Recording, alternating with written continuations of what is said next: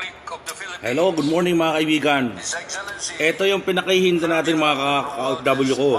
Yung SIM card Registration Act na pipirmahan ngayong araw ni Pangulong BBM.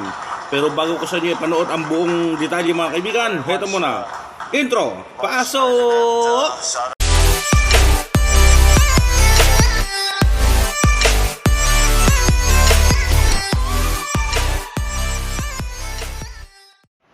Iyan, ito mga kaibigan, ito na naman ang accomplishment at magandang nagawa ng ating Pangulong BBM. Panoorin natin mga kaibigan, sa wakas, registered na at napirmahan na ang Registration Act ng SIM card. Ito po. the President of the Republic of the Philippines, His Excellency Ferdinand Romualdez Marcos The best Jr. mga kaibigan. Mababawasan na ang mga scammer sa Pilipinas. Thank you very much, Vice President. Kape muna tayo. Sara Duterte, please take your seat. Senate President Juan Miguel Zubiri and the other honorable members of the Senate, House Speaker Martin Romualdez, and members of the House of Representatives here present, Executive Secretary Lucas Persamin and the members of the Cabinet, other distinguished guests, ladies and gentlemen, good afternoon. I am pleased to join you here as we sign into law the SIM Card Registration Act. With the signing of this act, we will finally achieve what has long been overdue, an effective means of regulating the issuance of SIM cards to curb the spread of spam text messages and scams. We will soon be able to provide law enforcement agencies the tools needed to resolve crimes perpetrated with the use of these SIM cards, as well as providing a strong deterrence against the commission of wrongdoing. Under the SIM Card Registration Act, every public telecommunication entity or direct seller shall be required to demand end users of SIM cards to present a valid identification document to validate their identities. These telecommunications entities shall also be required to maintain a SIM card register of their subscribers, containing information required under this law. It also mandates that they submit a verified list of their authorized dealers and agents nationwide to the National Telecommunications Commission with updates every quarter of the year.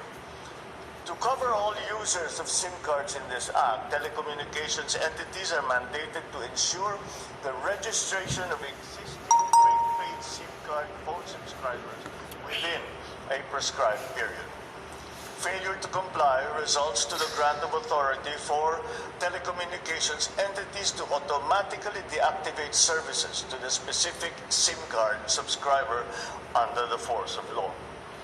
The use of false or fictitious information, the use of fictitious identities, the use of fraudulent documents or identifications to register a SIM card shall also be dealt with by appropriate penalties. Crucially as well, included in this crucial piece of legislation are provisions that make paramount the protection of confidentiality and data privacy rights of subscribers, which shall begin to take effect at the point of sale. Any information in the SIM card registration shall be treated as absolutely confidential unless access to this information has been granted by the written consent of the subscriber. These public telecommunications entities shall only be required to disclose information contained in the SIM card upon a duly issued subpoena or order of a court upon finding of probable cause. They can likewise be compelled to do so upon written request from a law enforcement agency in relation to an ongoing investigation, that a particular number is used in the commission of a crime or that it was used as a means to commit an unlawful act. appropriate penalties shall be imposed for any breach to this confidentiality due to negligence, for spoofing a registered SIM card, for the selling of stolen SIM cards, and for the sale or transfer of a registered SIM without complying with required registration. So I commend the legislators from the House and from the Senate for coming up with this timely and necessary law.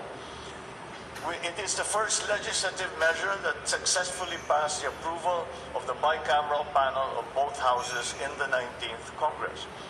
Truly, the legislation is going to be welcomed by many of our people, especially now, with reports of the commission of various crimes using mobile phones, including proliferation of text scams and spam. Indeed, with the signing of this law, we set the important tone that it is our national policy to ensure that technology shall only be used to improve our people's lives. Moving forward, it is my hope that we will be able to enact even more measures to help bring forth the security, progress, and prosperity that we aspire for our Filipino brothers and sisters, and for the entire nation. Thank you at mabuhay tayong lahat. Magandang hapon po sa inyo. So yan po aking mga ka-OFW. Nakakatuwa at talagang ito na naman, isa na namang success na pirmahan dito sa registration SIM card law na pinirmahan ngayong araw ng ating mahal na Pangulong Bongbong Marcos. So ang tagal na nitong nung nakarampang administrasyon ito mga kaibigan, so ngayon lang napirmahan at sa wakas magkakaroon na ng legal ang mga gumagamit ng mga SIM card, kailangan nakapangalan mismo sa iyo. Okay? So napakaganda niyan kasi mababawasan yung mga scammer at mga gumagawa ng kalukuhan sa Pilipinas. Katulad dito sa Saudi, ang SIM card registration dito sa Saudi ay kailangan nakalagay sa ikama. So the best dahil patulad din sa Pilipinas, hindi ka makakakuha ng SIM card kung hindi nakapangalan sa iyo. So mabuhay ka po, Pangulong BBM. At least talagang tuloy-tuloy ang magagandang nagagawa ng ating mahal na Pangulo at wala talagang tayong masasabi sa katalinuhan at kagandahan loob ng ating mahal na Pangulong BBM. So mga ka-OFW, mga ka-Pilipino ko dyan, tutok lang po tayo at tuloy-tuloy ang pagsuporta sa ating mahal na Pangulo.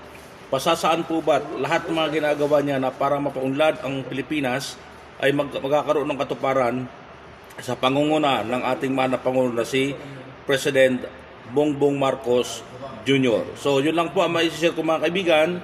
Nakakatabala ng puso dahil ito na naman, meron na naman nagawa ang ating mahal na Pangulong BBM na ikakaganda ng buhay at ikaka-save ng ating pamumuhay sa Pilipinas. Maraming salamat mga ka-OFW at sa mga hindi pa nakasubscribe, please subscribe naman po dyan and like and share lang po sa aking mga videos para updated po kayo sa aking mga ina-upload na mga videos. Maraming salamat, thanks and God bless everyone.